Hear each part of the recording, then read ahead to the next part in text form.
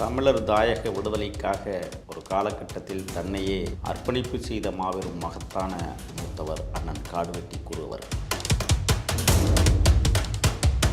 இடையில்தான் காடுவெட்டி குரு அவர்கள் இனிமேல் திராவிட முன்னேற்றக் கழகத்தில் இருப்பதை விட விலகி இருப்பதே மேலானது என்று கருதினார். அதற்கு பிறகுதான் புரட்சியாளர் அம்பேத்கரையும் காரல் மார்க்ஸையும் லெனினையும் உருவகமாக கொண்டு ஆரம்பிக்கப்பட்ட பாட்டாளி மக்கள் கட்சி, அந்த கட்சியில் தன்னை இணைத்துக் கொள்ளுகிறார்.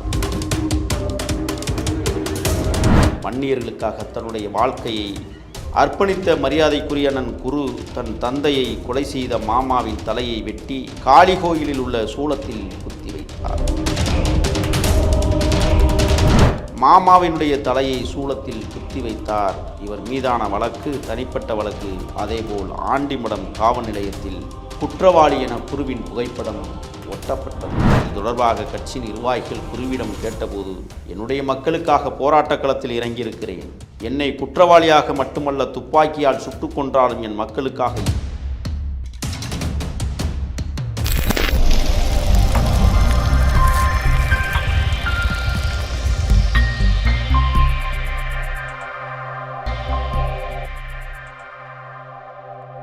வணக்கம், எப்படி இருக்கீங்க?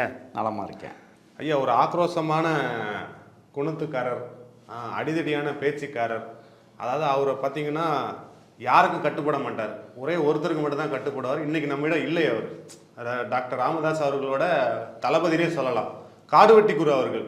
அவரை பற்றின உங்கள் நினைவுகளை பகிர்ந்துக்கோங்க ஐயா. தமிழர் தாயக விடுதலைக்காக ஒரு காலகட்டத்தில் தன்னையே அர்ப்பணிப்பு செய்த மாபெரும் மகத்தான மூத்தவர் அண்ணன் காடுவெட்டி குரு அவர்கள். காடுவெட்டியில் கம்யூனிஸ்ட் கட்சியினுடைய தலைவராக இருந்தவர் ஜெகநாதன். அவருக்கும் கல்யாணி அம்மாளுக்கும் மகனாக பிறந்தவர் குருநாதன் என்கிற குரு. காடுவெட்டி அவருடைய சொந்த ஊர் என்பதால் குருநாதன் என்கிற பெயரை கொண்டதால் காடுவெட்டி குரு என்று இன்றைக்கு தமிழர்கள் மத்தியில் பரபரப்பாக பேசப்படுகிற ஒரு பெயராக இன்று உயிர்ப்போடு இருக்கிறது. அண்ணனை நான் பலமுறை சந்தித்திருக்கிறேன். ஈழ விடுதலைக்காக களத்திலே போராடிய புலிகளுக்காக அர்ப்பணிப்புத்தன்மையோடு அவர்களை வரவழைத்து அவருடைய பசியை போக்கி எந்த உதவியாக இருந்தாலும் அந்த உதவியை செய்து அனுப்பி வைத்த பெருமை அண்ணன் காடுவெட்டியாருக்கு உண்டு. அவர் முதுகலை பட்டதாரியாக இருந்தாலும் கூட விருத்தாசலம் விருதகிரீஸ்வரர் திருத்தலத்தின் மீது மிகப்பெரிய நம்பிக்கையும் அசாத்திய எண்ணமும் கொண்டவராகவே இருந்தார். மாதம் ஒரு முறை விருதகிரீஸ்வரர் திருத்தலத்திற்கு சென்று வணங்கிவிட்டு சென்று வருவதை வாடிக்கையாக வைத்திருந்தார். ஆகையால் தான் தன்னுடைய மகளுக்கு கூட விருதாம்பிகை என்கிற பெயரை சூட்டினார். மகன் கடலரசன் இன்றைக்கு தணலாய் கொதித்து கொண்டிருக்கிற தம்பி.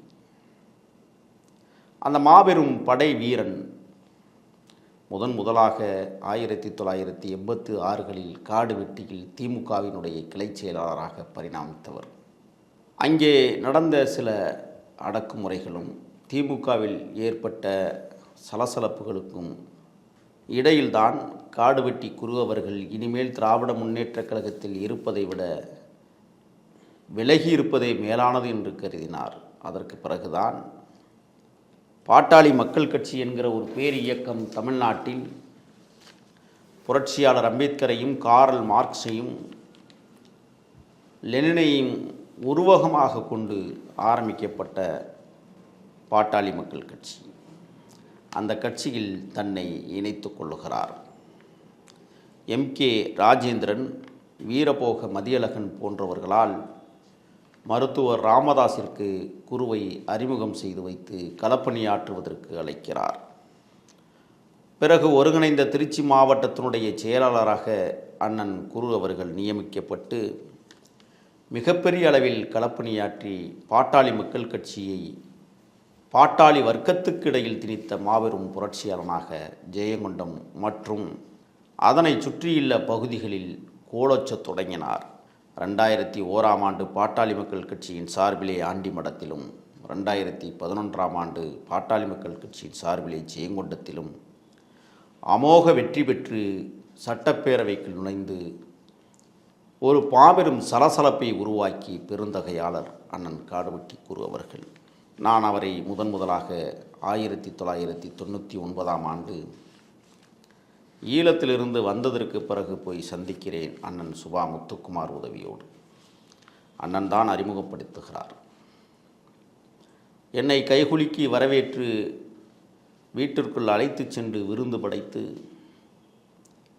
சந்தனக்காட்டிற்கு நாங்கள் செல்ல இருக்கிறோம் என்கிற தகவலை சொல்லாமல் மீண்டும் பயணமாகிறோம் என்கிற வார்த்தையை சொல்லிவிட்டு எழுகிற போது அண்ணன் காடுவெட்டி குரு அவர்கள் என்னை வரவழைத்து அருகிலே வைத்து 5000 ரூபாய் பணத்தை பையிலே வைத்து பத்திரமாக சென்று வாருங்கள், இந்த பணம் நான் உங்களுக்கு செய்கிற காணிக்கை அல்ல, இந்த பணம் உங்களுடைய பயணத்திற்கு பேருதவியாக இருக்கும் என்று கருதி என்னை அனுப்பி வைத்தார். ஆனால் அந்த 5000 ரூபாயையும் நான் வைத்து கொள்ளவில்லை. காடுகளுக்குள் பயணமாக போகிறோம், எதற்காக பணம் என்று சொல்லி அந்த 5000 ரூபாயை சந்தனக்காட்டின் பெருமகனார் வீரப்பனார் இடத்திலே நான் கொடுத்து விட்டேன். கேட்டார், ஏது இந்த பணம்? அண்ணன் காடுவெட்டி குரு அவர்கள் இந்த பணத்தை கொடுத்தார்கள் செலவுக்காக, ஆகையால் உங்களிடத்திலே அதை தந்து விடுகிறேன் என்று சொன்னபோது ஒரு புன்முறுவலோடு சிரித்தபடி அந்த பணத்தை வாங்கி சேத்துக்குடியாரிடம் சேர்த்த வரலாறை இன்றளவு மறக்க முடியாது. தன்னுடைய அரசியல் பயணத்தில் பல்வேறு நபர்கள் அங்கே இடையூறுகளாக இருந்தார்கள். அவர்களையெல்லாம் கலைந்தெறிந்துவிட்டு பாட்டாளி மக்கள் கட்சியிலே கிளைப்பிரிவாக இயங்கக்கூடிய வன்னியர் சங்கத்தினுடைய தலைவராக மருத்துவர் ஐயா ராமதாசு அவர்களால் நியமிக்கப்பட்டு களம் வேறு திசையை நோக்கி செல்கிறது. மாபெரும் அகிம்சை புரட்சியாளனாக வாழ்ந்த காடுவெட்டி குரு அவர்கள் 2 முறை குண்டர் சட்டத்தில் கைது செய்யப்படுகிறார். ஒன்று 29/12/95 அன்று அன்றைய முதலமைச்சர் மரியாதைக்குரிய ஜெல்வி ஜெயலலிதா அவர்களை அவதூறாக பேசியதாக போடப்பட்ட ஒரு வழக்கம். 27/8/1997 உஞ்சனிச்சடையன் படுகொலையை அதற்கு மிக பக்கபலமாக இருவர் இருந்தார்கள். அந்த இருவரையும் கைது செய்ய சொல்லி மாபெரும் புரட்சி ஜெயங்கொண்டம் மற்றும் அதனை ஒட்டிய காடுவெட்டி பகுதிகளில் பிரமாண்டமாக நடத்தி அரசின் கவனத்தை திசை திருப்பியவர். 35 ஆண்டு காலம் மருத்துவர் ஐயா ராமதாஸோடு மாபெரும் தொடக்கமாக இருந்தவர், நன்மதிப்பை பெற்றவர். அவ்வாறான சூழலில்தான் 6/1/2006 அன்று ஜெயங்கொண்டத்தில் நடைபெற்ற வீராணம் திட்டத்திற்கு எதிராக பேசியதற்காக போலீசார் வழக்கு பதிவு செய்து வெள்ளம் பாதித்த பகுதிகளில் நிவாரணங்கள் சரிவர செய்யவில்லை என்று அரசை குற்றம் சாட்டி உரிய நிவாரணம் வழங்கவிட்டால் ஜெயங்கொண்டம் வட்டாட்சியரை அல்லது வட்டாட்சியர் அலுவலகத்தை கொளுத்தி விடுவோம் என்று பகிரங்கமாக எச்சரிக்கை விடுத்தார். அந்த பேச்சு ஆண்டு கொண்டிருக்கிற அதிகார வர்க்கத்தை உலுக்கியது. கைதும் செய்யப்பட்டார். 21/6/2006 ஆண்டு மேலூர் கிராமத்தில் அனன்மின் திட்டத்திற்கு அளவிடச் சென்ற அதிகாரிகளை வழிமறித்து மாட்டு வண்டிகளை கொண்டு சாலையில் மறித்ததோடு மட்டுமல்லாமல் ஏக்கருக்கு 5 லட்சம் ரூபாய் கொடுக்க வேண்டும் என தூண்டியதாக ஜெயங்கொண்டம் போலீசாரால் மாபெரும் புரட்சியாளர் அண்ணன் காடுவெட்டி குரு மீது வழக்கு தொடுக்கப்பட்டது. 6/1/2008 அன்று பாட்டாளி மக்கள் கட்சி மாவட்ட செயற்குழு கூட்டத்தில் மத்திய அமைச்சர் ராஜா அவர்கள் திமுக எம்எல்ஏ சிவசங்கர் ஆகியோரை தரைக்குறைவாக பேசியதாக அரியலூர் போலீசார் குரு மீது வழக்கு பதிவு செய்து 10/3/2008 அன்று முன்னாள் பாமக மாநில மகளிரணி செயலாளர் செல்வி மேடையில் குரு இருக்கும்போதே அவரை பற்றி பேசியதால் செல்வியின் வீட்டில் பெட்ரோல் கொண்டு வீசியதாக குரு உள்ளிட்ட 5 பேர் மீது உடையார்பாளையம் போலீசார் வழக்கு பதிவு செய்தனர். இந்த வழக்கு தொடர்பாக ஜெயங்கொண்டம் நீதிமன்றத்திற்கு 7/7/2008 அன்று குரு உள்ளிட்ட 5 பேரை அழைத்து செல்லப்பட்ட போது பாமகவினர் தடுத்ததால் தடியடி நடைபெற்றது. இதில் பலர் காயமடைந்தார்கள். இந்த நிகழ்வு பெரிய அளவில் தமிழகத்தை உலுக்கியது. 28/7/2010 அன்று அரியலூர் மாவட்டத்தில் வன்னியர்களுக்கு இடஒதுக்கீடு வழங்க கோரி நடைபெற்ற பொதுக்கூட்டத்தில் இடஒதுக்கீடு வழங்காவிட்டால் தமிழகத்தில் ஒரு பேருந்துகளோ ஒரு தொடர் வண்டியோ ஓட முடியாது என்று அரசுகளுக்கு எச்சரிக்கை விடுத்தார். அந்த எச்சரிக்கை 5/7/2008 அன்று குணசேகரன் வழக்கில் குரு கைது செய்யப்பட்டார். 15/7/2008 அன்று தேசிய பாதுகாப்பு சட்டத்தின் கீழ் கைது செய்யப்பட்டு அதற்கான நகலை அவரிடம் வழங்கினார்கள். 26/11/2008 அன்று ஜெயகுரு மீதான தேசிய பாதுகாப்பு சட்டம் விலக்கப்பட்டது. 30/11/2008 அன்று திருச்சி மத்திய சிறையிலிருந்து குடு விடுவிக்கப்பட்டார்.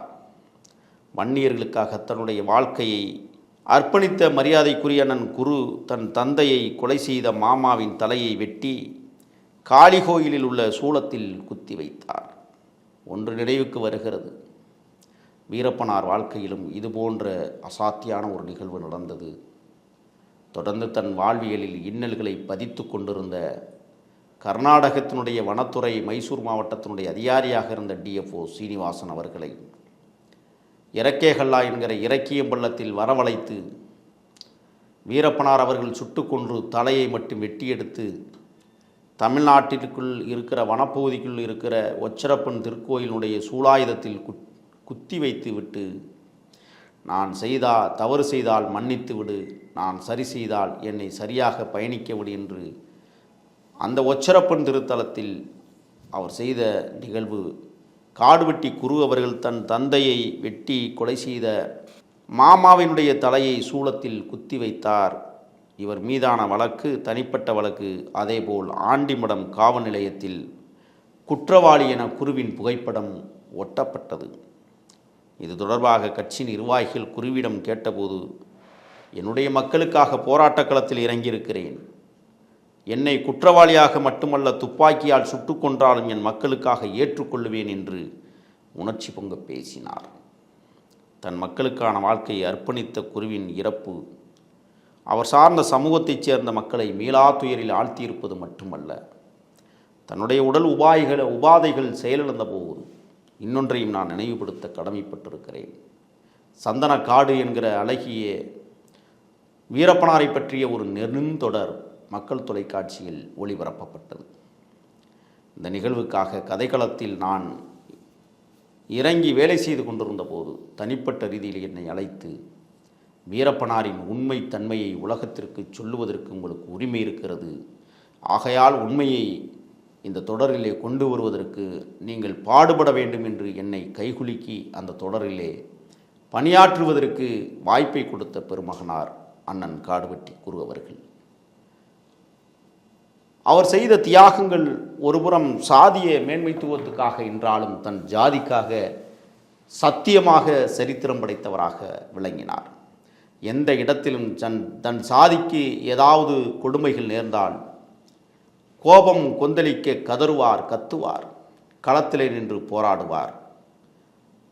காடுவெட்டி குரு அவர்கள் ஒரு சமூக மக்களுக்கு மட்டுமல்ல, தமிழ் பேரினவாதத்திற்கும் ஒரு தலை சிறந்த தளபதியாக தமிழ்நாட்டில் அவர் விளங்கினார் என்றால் மிகையாகாது. ஆனால் அவரை தூண்டி தூண்டி சாதிய வட்டத்திற்குள் கொண்டு போய் திணித்தவர்கள்தான் ஏராளமான பேர். ஒரு தமிழ் தேசியத்தின் அடையாளத்தோடு வெளிவந்த அண்ணன் காடுவெட்டி குரு அவர்களை ஒரு சாதிய வட்டத்திற்குள் சுருக்கி அந்த மாபெரும் மனிதனை மேடையில் கதறவிட்டு பேசவிட்டு அழகு பார்த்து அவரை ஒரு சாதிய வட்டத்திற்குள் திணித்ததால் தான் மற்ற சமூக கட்டமைப்பில் இருக்கிற மக்கள் அவரை ஏற்றுக்கொள்ளவே மறுத்தார்கள். இருந்தாலும் அவருடைய பங்களிப்பு அசாத்தியானது என்பதை அனைத்து தரப்பு மக்களும் அறிவார்கள். ஜெயங்கொண்டம் போன்ற பகுதிகளில் அவர் கோலோச்சுகிற காலத்தில் கூட அங்கே இருக்கிற தாழ்த்தப்படுத்தப்பட்ட மக்களுக்காக களத்தில் இறங்கி போராடி தன்னை இணைத்து கொண்டு அந்த மக்களுடைய தொண்டனாக வாழ்ந்தவர். ஒரு சில இடங்களில் மேலிட உத்தரவிற்காக சாதி பெருமை பேசி சில சிக்கல்களில் மாட்டிக்கொண்டார் என்றாலும் கூட அவரதோ இறுதி பயணம் எழுதப்படாத முடிவுரையாக, கல்லறையில் காணப்படாத காவியமாக காடுவெட்டியில் இன்றும் திகழ்ந்து நிற்கிறது. அவர் உயிரோடு எழும்பி நிற்கிறார் மணிமண்டபமாக என்று பார்க்கிற போது மட்டும் மனம் வெதும்புகிறது. ஒரு மாவீரர் மாதத்தில் ஒரு மாவீரனை பற்றி பேசுகிற வாய்ப்பு. அர்ப்பணிப்பு நிறைந்த அந்த தமிழ் மகன் தலைமை பண்பை ஏற்றதால் தலைவனுக்கு கட்டுப்பட்டே கடைசி காலம் வரை வாழ்ந்தவர். தலைவன் சொல்லே மந்திரச் சொல் என்று தமிழகத்தின் வீதிகளில் வலம் வந்தவர். ஆனால் அவருடைய மரணம் இன்றளவும் கேள்விக்குறியாக பேசப்படுவதை நாம் பார்க்கிறோம். பெற்ற பிள்ளைகள் விருதாம்பிகையும் கனலரசனும் இன்றைக்கு பாட்டாளி மக்கள் கட்சி என்று பாசத்தோடு நினைத்த தன் தந்தையினுடைய இயக்கத்தில் பணி செய்ய முடியவில்லை. களத்தில் தனியாக நின்று அந்த சமூக மக்களுக்காக அவர்கள் இன்றளவும் போராடி வருவதை பெருமைப்பட பேசுகிறது அந்த சமூகம். இருந்தாலும் அண்ணன் காடுவெட்டி கொரு அவர்களுடைய தமிழ் தேசிய பற்றும் தமிழர்களுக்கான உரிமைகளை வென்றெடுப்பதிலே தன்னை ஈடுபடுத்தி கொண்டதையும் தேசிய தலைவரை இதயபூர்வமாக அரவணைத்து சென்ற வரலாறும் தமிழ்நாடு விடுதலைக்காக தன்னை ஒப்படைத்த மாபெரும் மகத்தான தலைவர் தமிழரசனை தலைவராக ஏற்றுக்கொண்ட காடுவெட்டி குரு அவர்கள் இன்றைக்கு கல்லறையில் அயர்ந்து உறங்குகிற காட்சி மனதை வெதும்பி நிற்கிறது. அண்ணா, மீண்டும் எழுந்து வாருங்கள். ஒரு இனப்போராட்டம் தொடங்குவதற்கு முன்னால் நீங்கள் ஒரு படைத்தளபதியாக இந்த மண்ணில் பரிணமிக்க வேண்டும் என்பதுதான் உங்களோடு நீண்ட காலம் பழங்கிய தம்பி முகிலுடைய ஆசையாக இருக்கிறது. நன்றி.